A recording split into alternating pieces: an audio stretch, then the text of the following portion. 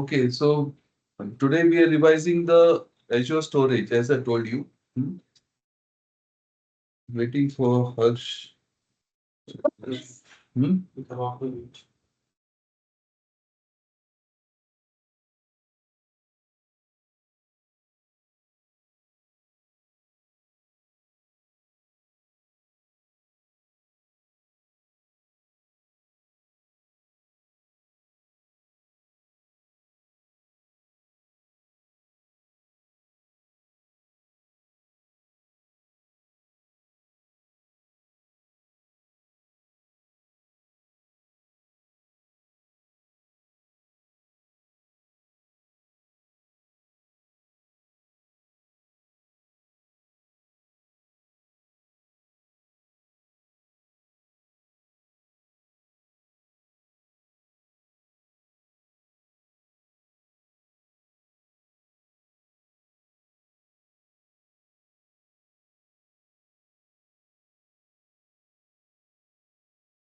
Yeah, actually, I wanted to go early today. We have some function.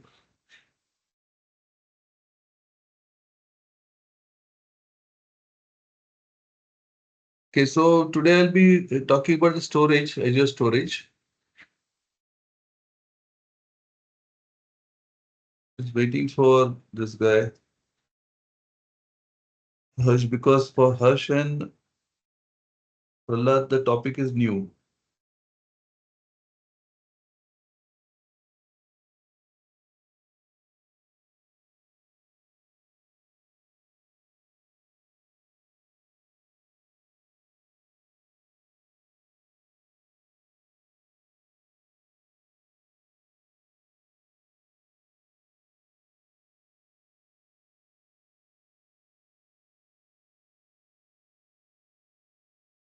Yeah, today less people are there.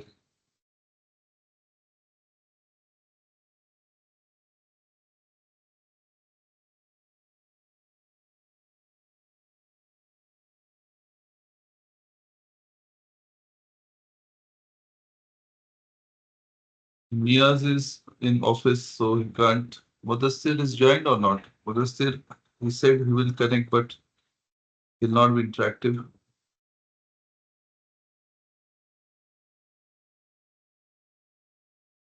Good evening, Mia.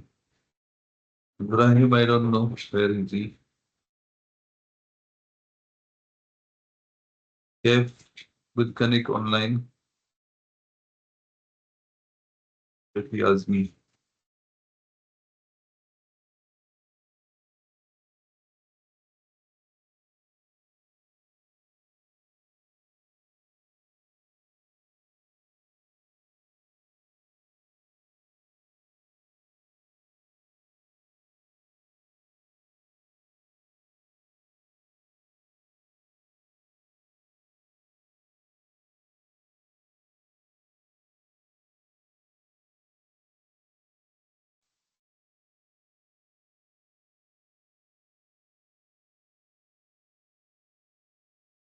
Okay, so we're going to start. Storage means what? Usually we say storage means disk attached storage. The storage which is there in your laptop is called storage, right? But the concept of storage changed with the advent of cloud. You can take compute separately and storage separately. You have one disk with the virtual machine, but if you want to store data, usually you will take a separate storage which is other than your normal storage. Okay, but the storage you will take as per the what do you say?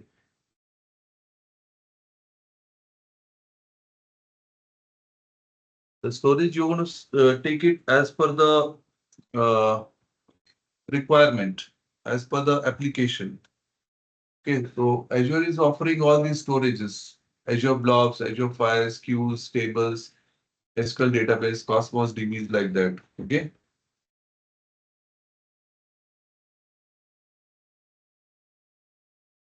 So what we do is we also create something known as storage account. So why we create storage account? We create a storage account so that we can handle number of storages together. That is the reason we create a storage account to handle it together. Okay. So means you can handle some properties together, like the redundancy part. You want LRS or GRS, for example. You want what kind of security you want, what kind of tier, hot tier, cold tier. So everything you can handle together. So if you put some storages in an account, so you just have to set the account properties. You don't have to control each and everything. That is the reason we uh, create a storage account. Okay. But out of these, only Azure blobs, Azure queues, tables, and files, only these four items can be clubbed into a storage account. But if you want SQL database or Cosmos DB, you have to procure it separately. But these four things you can put it in a single account like this. Getting clear?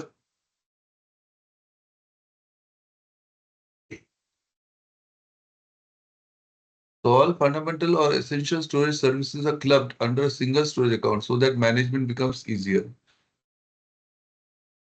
All fundamentals and essential storage services are clubbed under a single storage account. So management becomes easier.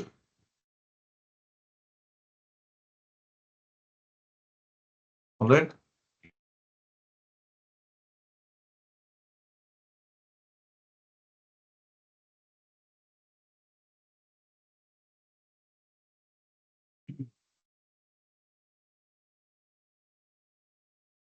Now,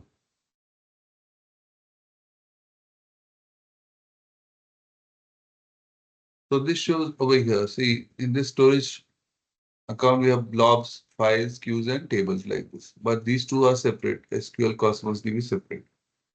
Now, to understand the storage, you have to understand the types of data also. You have different types of data. So you have to understand what are these different types of data. Okay. So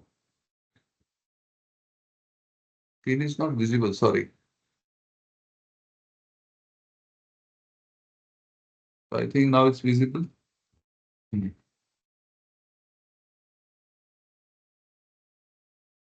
So we have to also see what are the types of data. And according to types of data, we can select a storage also. So data is essentially of three types: structured, semi-structured, and unstructured. Structured data consists of SQL tables. So SQL table that you create in the SQL is known as structured data because it has a fixed schema. It has some columns. The data is structure, schema is there, like how many columns will be there, what is the column names and all that. So it's a fixed schema, right? So that is structured. So semi-structured is something which is key value pairs, which we'll see in a short time. Then unstructured is images, backups, and videos. Okay.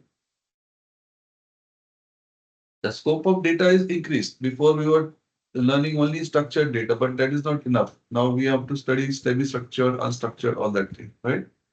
So we have a different scope altogether. Then here we are. So this is structured data, which has tables, right?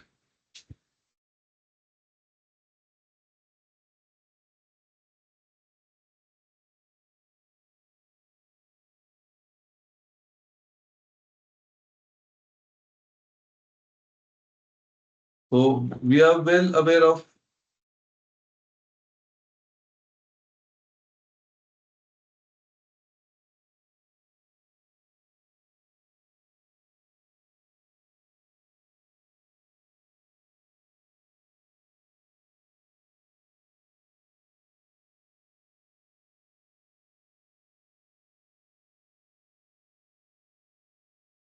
So this we can say is a structured data.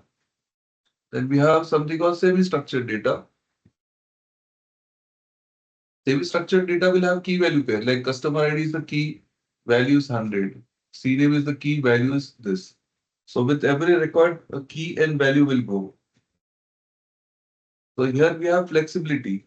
What is the flexibility? We can add some fields here. For example, for the second customer, we have added phone number. For the third customer, we have added vehicle number. Okay. So we are doing that. Getting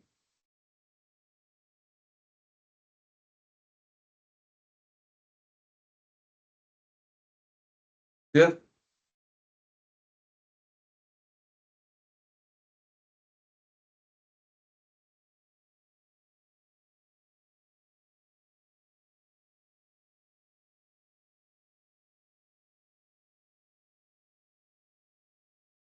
So this is also called a schema on read. Another way to look at it, we call it a schema on read. That means the application need not know the schema beforehand. As it is collecting data, it understand, okay, this is the key, this is the value, this is the key value. So schema on read. So many applications are like that, where we want this kind of facility, schema on read. Okay. So JSON format, it's called JavaScript object notation, is the most common example of this semi-structured data, where you have key value pair. Okay. Here you can see that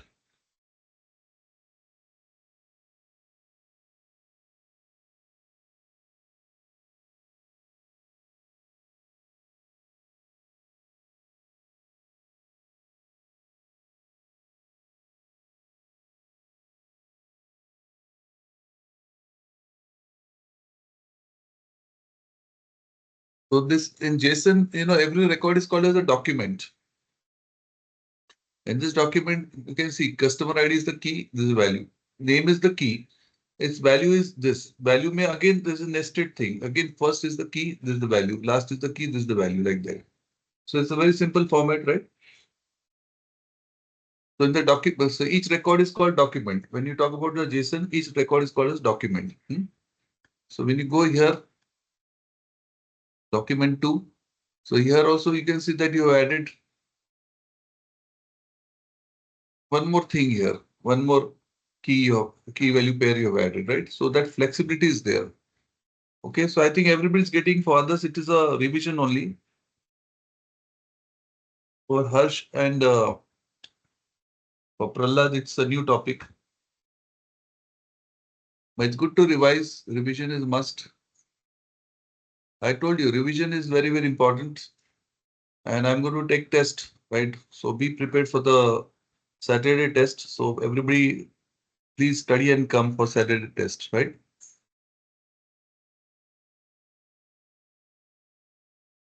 Then we have unstructured data, which is videos, WhatsApp message, Facebook message, Twitters. Even this data needs to be processed. Okay, so cloud is ready to handle all these types of data. Okay, and we have different storages which are suitable to handle these data. So when we talk about blob storage is useful for handling the unstructured data. So when you talk about the blob storage, it's useful for handling the unstructured data.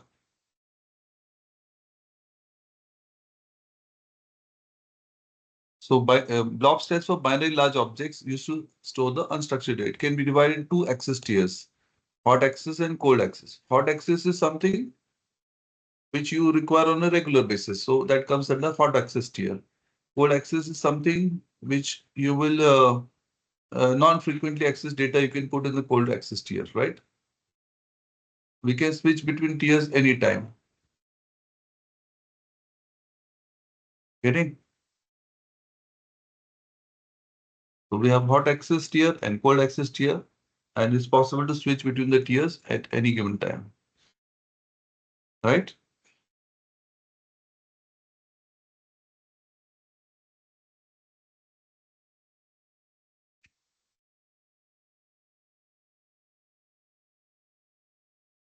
So basically, cold access tier, the availability will be little slower. Like if you want to access the data, it will be latency will be there. hot access, there's no latency. You can access it immediately. Okay. Then types of blobs. So there are actually three types of blobs: blob, append blob, page blob. So blob is uh, useful for storing the sequential data. It can be video, any sequential data that is good for the blob. To store sequential data, we use normally blob. Sequential data as in your video, for example, if you want to store. Understand what exactly is a blob. I did not understand what is a blob exactly. Blob is just the name, binary large object. That's all. It's a name to store the unstructured data. Don't go by the name. What it does, it's useful for storing unstructured data. It's a kind of storage.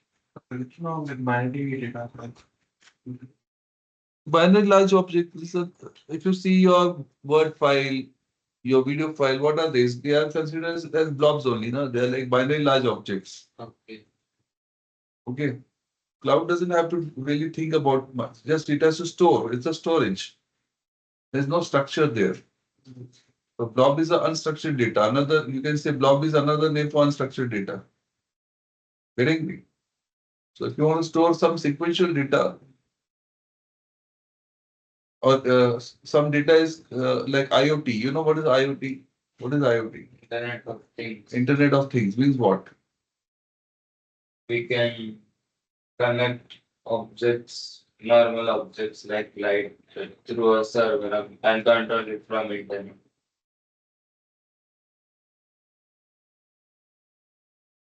Internet of Things. Like blob is nothing but Internet of Things. Means what? Even the uh,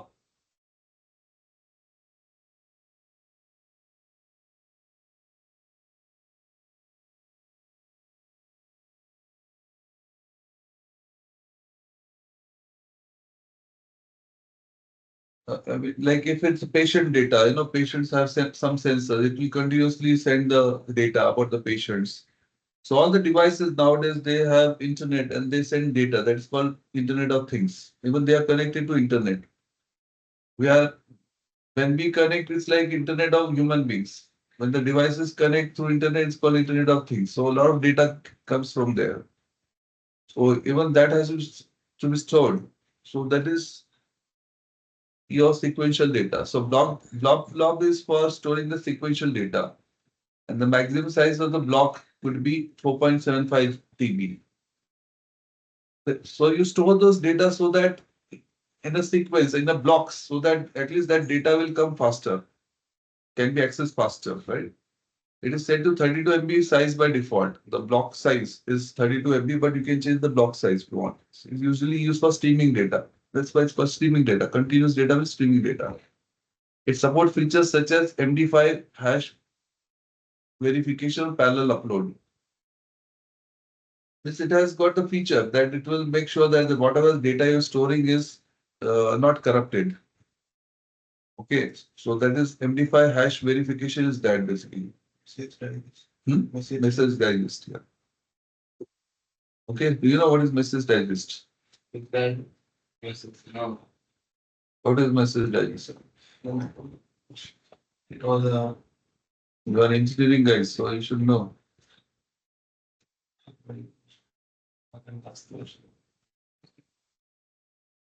Message digest is like when you're storing some data, before you store the data, it calculates some message digest, MD. And after storing again, you calculate the MD. So that MD should match. After whatever data is stored there, message digest is also stored. So when you're reading, you will just verify that whether it's giving the same digest or not. It's one-way process. You cannot do reverse engineering. So it's like checking some mathematical calculation. Message digest is some mathematical calculations to get some answer. So when you retrieve information, it will recalculate that message digest and it will compare with what is stored in the disk. It should match. If it's matching, that means it's verified. The data is correct. And parallel upload. Parallel upload means what? If the data is very huge, it can load it in parallel, section by section. Like if you want to load a video file, a very huge 10 GB, so it will make parts, 10 parts of 1 GB each. And it will load all of them simultaneously. So that's called parallel upload. So upload will be faster, right? So if you have streaming data to be stored on cloud, then blob is your best bet. Okay. Then you have append blob. Append blob is for storing data where you only just need to append. Append means adding at the end. So many times the log files, the network log files, the error files, they are blobs. Because there you have to just add the information at the end of the file. You don't have to put it somewhere in the middle, right? So for append blobs, we have append blob, append operations, right? Only append operations are there. Then you have page blob. For page blob, what will happen? It consists of pages. Each page size is 5 and 12 bytes.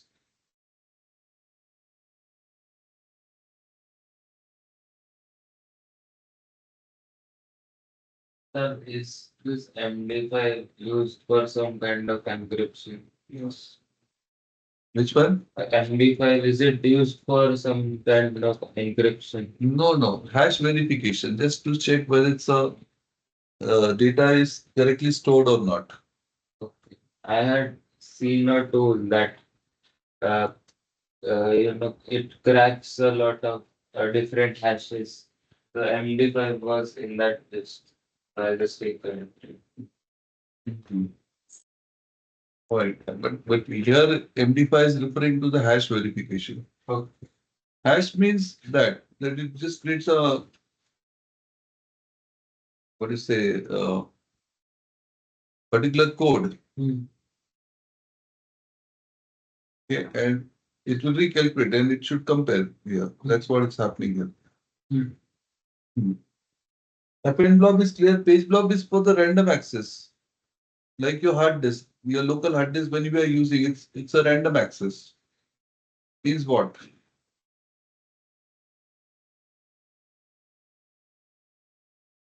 It is random access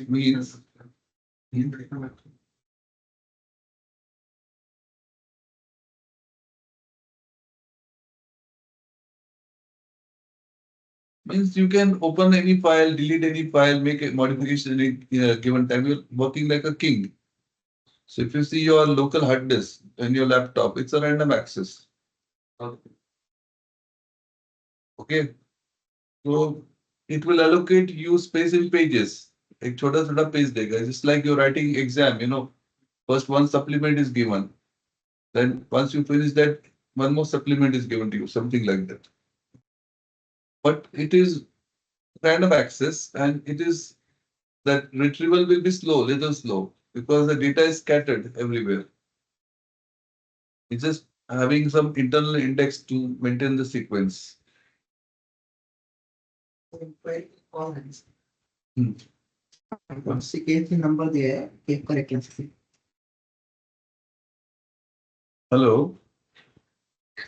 हाँ जी बोलिए.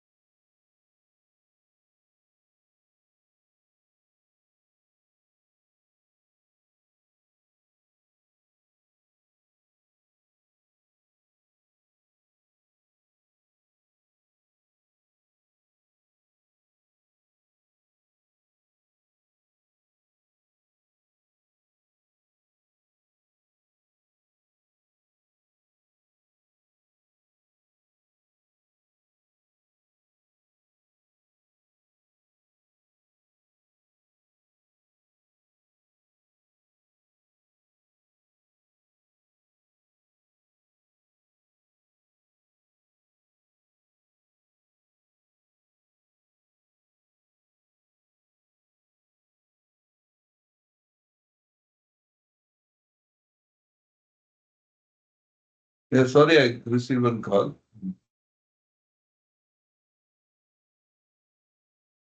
Pipeline is the default size for the page. Hmm? Pipeline is the default size for the page. या छोटा छोटा page देने का ना, वो खत्म होने के बाद और पेज मिलेगा ना. तो रैंडम एक्सेस के लिए ये यूज होता है, right? So these are three types of blocks. So again I am telling you, here you have to choose the storage depending on your requirement. You have to see what is your requirement, and that will be more feasible, more efficient, more cost effective. Okay, clear? Then we have something called queue storage. Queue storage has to do with the for understanding queue storage, you have to understand the microservice architecture. Now, what is microservice architecture? In this, the entire project or entire software is divided into small services. Instead of making a very big project, you make a collection of small services which will talk to each other. Okay, it's like tell me one person can do everything or a team can do more things. What team? So why not make a team out of the software also? Why just make one giant software? Why not make a team of components which are tightly integrated, which are loosely coupled to each other, which can work independently and which can collaborate with each other? Team means what? Each team member does something and then collaborates with the other team members. And that's why the productivity is better, higher. Getting me? Getting?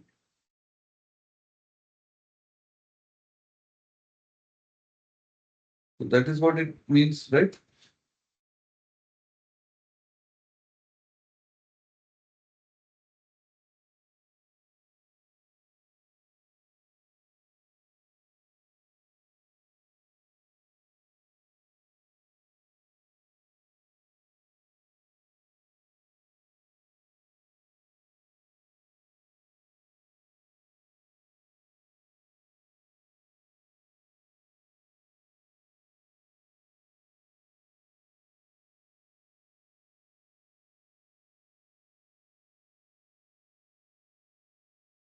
Yeah.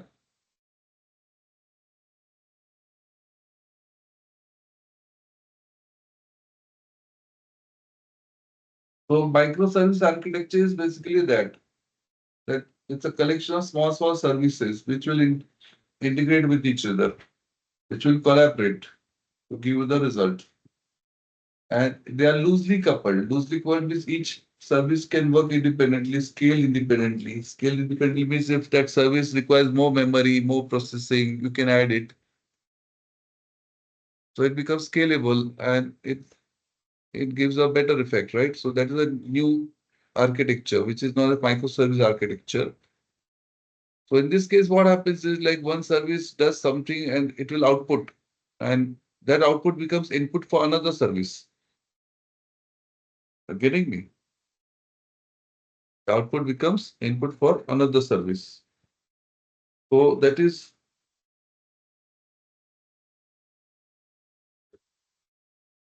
the thing.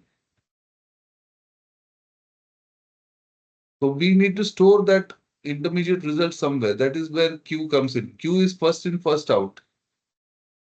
The first thing, it's like a government office. You know, there are many tables. Each table is like one microservice. So your file moves from one table to another table, right? And there's a queue in every table. And this first in, first out. So when your file goes to that particular table, that will go in last in the queue. Okay, one by one, it will get processed. Once it is processed, then it goes to another table. Getting my point? So that is how it goes. Yeah.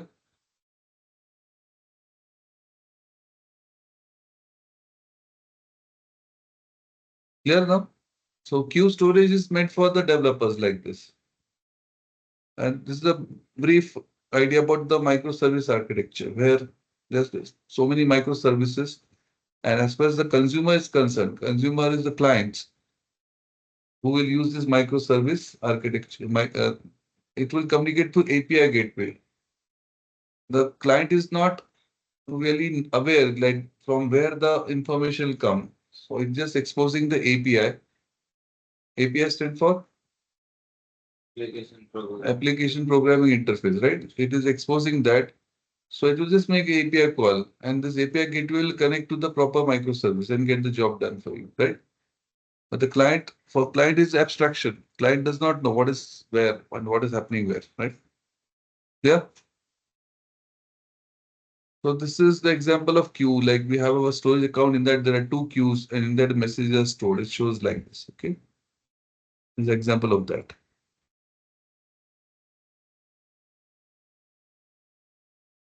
Now, so we have seen queue storage, we have seen blob storage. Now table storage. So table storage, it's the name is table, but actually it's used for storing the key value pairs. Its job is to store the key value pairs. Just for the namesake, it is table. I don't know why it's called table, but its actual work is to store the key and values. Yeah.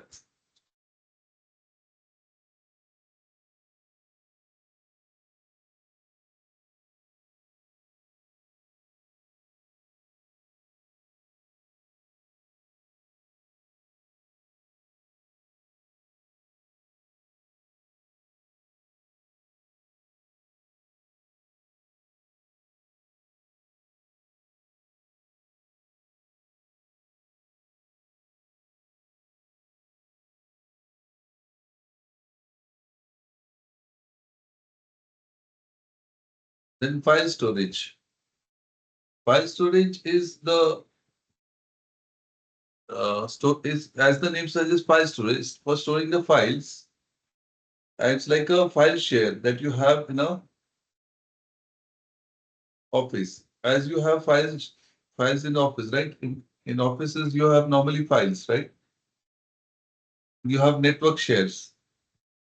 So from one computer, you access the data of another computer. In your college, did you ever access any server like that? Hmm? Files. Yes, we have a website where we submit assignments.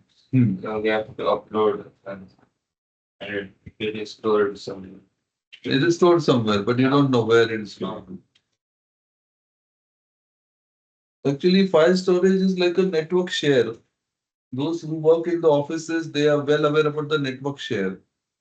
Like from your computer, you can access the some server which has some files. So you can, like, I have one machine which is working as server. It will have some folder. I will share it, and that I can access it from my computer. That is very normal. That is what people normally do, right? But the thing is, uh, so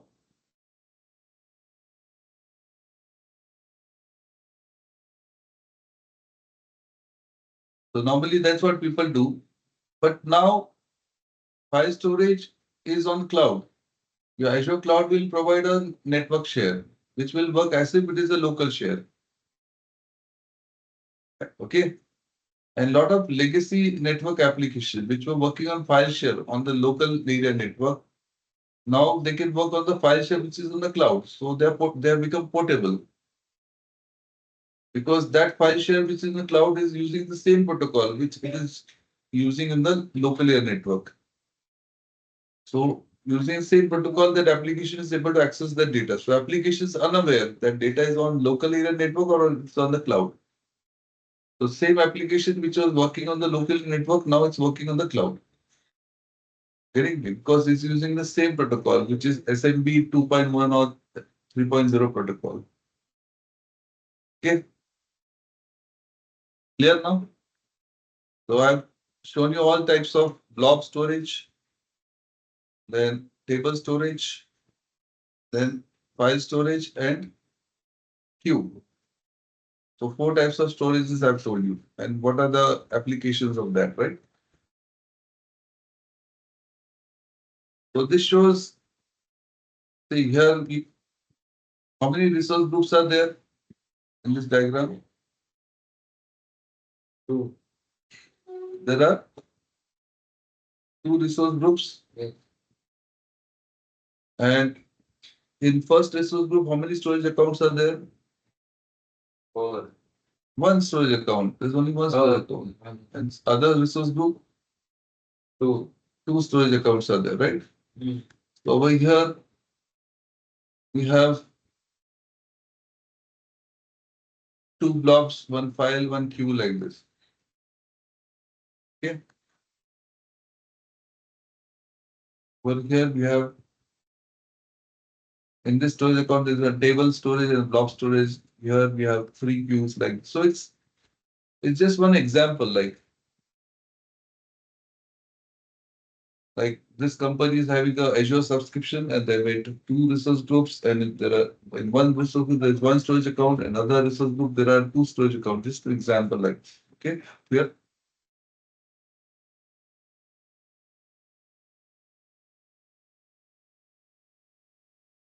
Understood?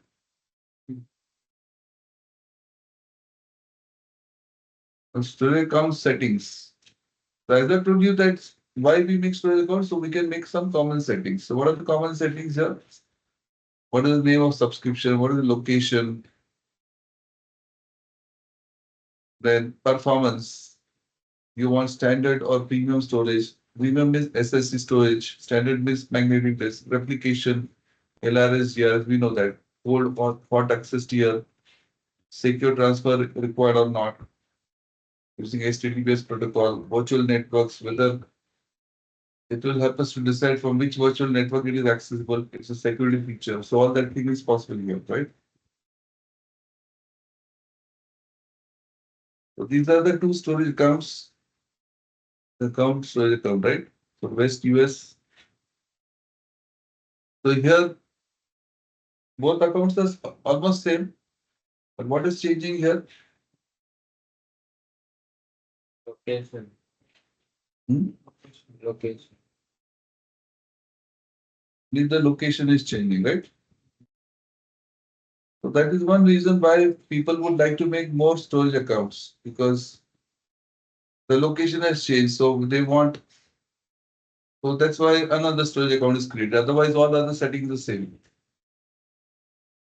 The storage account is just a management feature. You can say that to manage number of storages together. It's a storage account. Clear? So how many storage accounts required for a company depends on our data diversity, like which region it's required, cost sensitivity, the type of replication, hot, cold, tier, standard, premium. Because maybe some storages you want, you know, it's a hot storage, frequently accessed. But the other things you want it as a,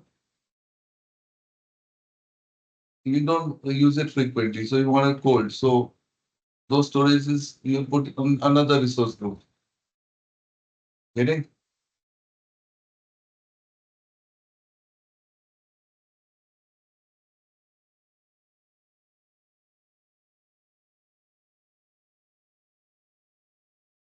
Clear now?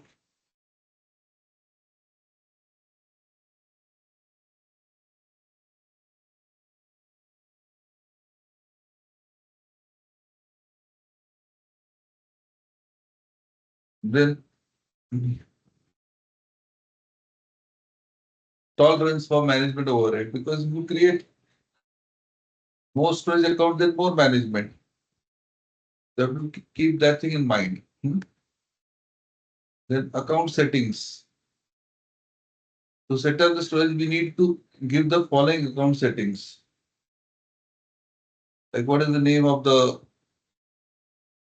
name? It should be globally unique because the storage is accessible from outside also. So we have to give a unique name. Deployment model, resource manager or classic.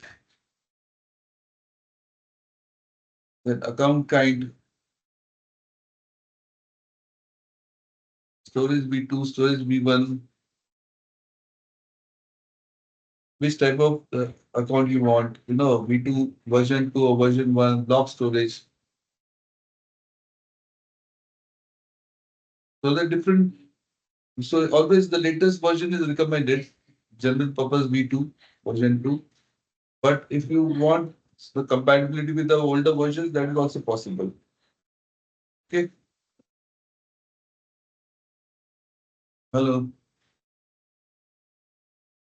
Hello. हाँ बोलो.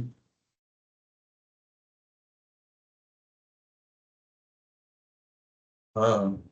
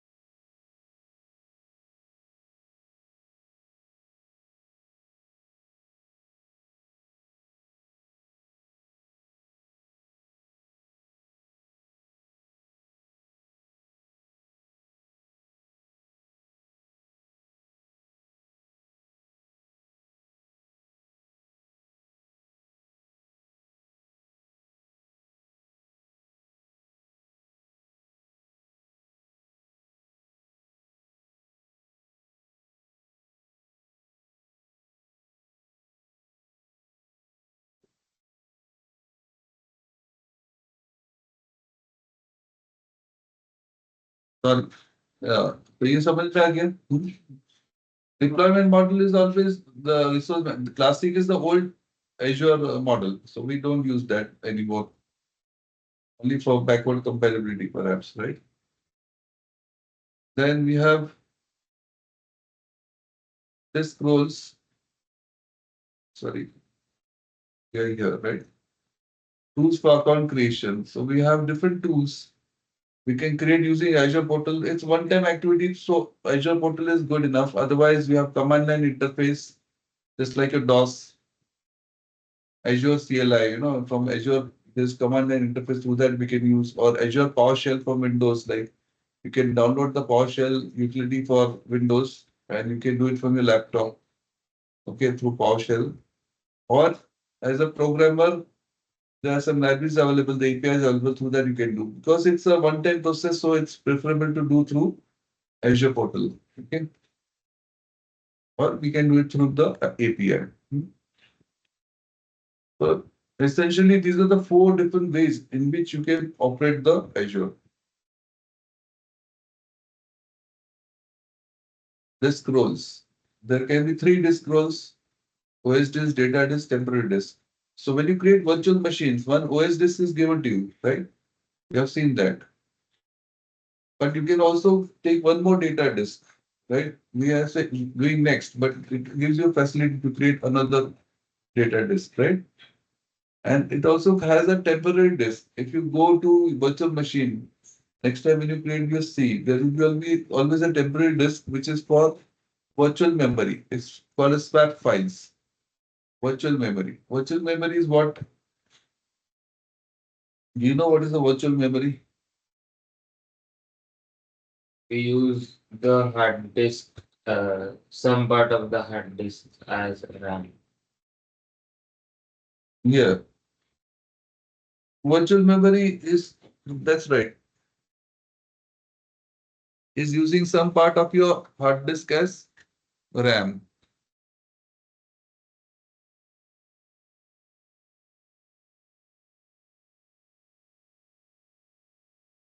Kf is left over. Kf is there.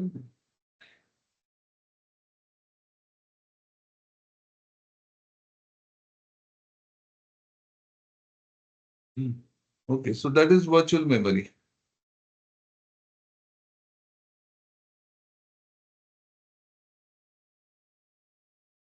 Normally, what happens is, so virtual memory is a big topic, big subject. But it's like I have a classroom where I can make say 20 people sit, right? But how can I address 50 people in that classroom? How?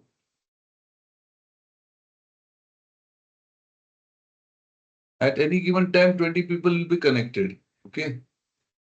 So if you want 20 people, I'll make them sit inside, 30 people, I'll make them sit outside. If I need someone from outside, what I do, I swap out one person and swap in the required person in. So same thing your computer does. Virtual memory is that only a waiting room in the hard disk, right? So if the application wants a particular page which is not there in the memory, in the RAM, so it will call it from the waiting room, which is virtual memory. Okay. But to call it, it will swap out the unwanted page. The page which it is not requiring at the moment, it will put it in the waiting room and call the required page in. So that's called swap memory, page memory, virtual memory, right? And for that, some disk space has to be allocated. So, but don't save anything on a temporary disk because if the system restarts, all the information is lost. Okay, so that you must remember. Then OS disks,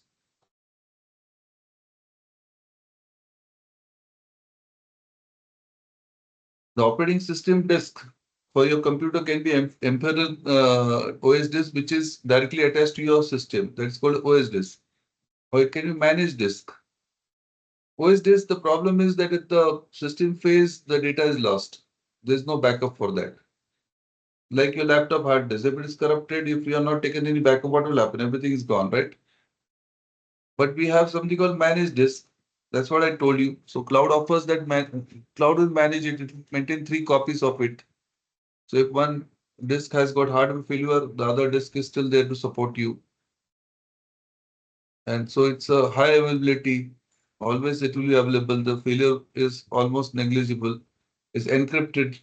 If you want, you can encrypt it to keep the data secure. You can have granular access control. That means you can decide who can access what using RBAC. And so encryption, different encryption algorithms it is using for us. And third one is unmanaged disk. You can take from the Azure where you have to manage. You have to create storage account. You have to do everything manual. But it's not preferred. Preferred option is the managed disk, right? And that is selected, and you do nekas. You're nekas engineer, so nekas में हो जाता है managed disk, right? Then disk performance measures output operations per second. Is how do you measure the performance of storage? Like how many output operations it can do per second, right? Read write operation, mix of that, right? And throughput is data transfer rate. Like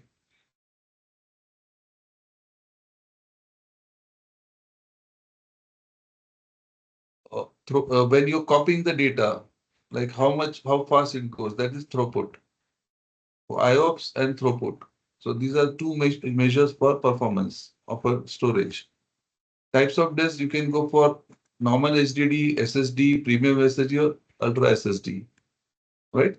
So these are the various options for the disks available to you. With that, I've completed the theory part of it. So you please go through it.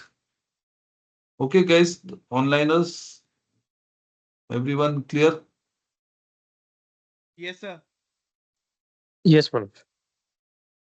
Okay, so fine. I'll stop here now. Actually, I have to go out for a function also. So, so I'll see you next time, next class. Okay. That is on Yes, Thank we'll you, meet Friday sir. on now. Friday then. Yeah. Yes. Thank you. Thank you for connecting. Bye bye. Thank you, Manoj. Thank you, sir. Thank you.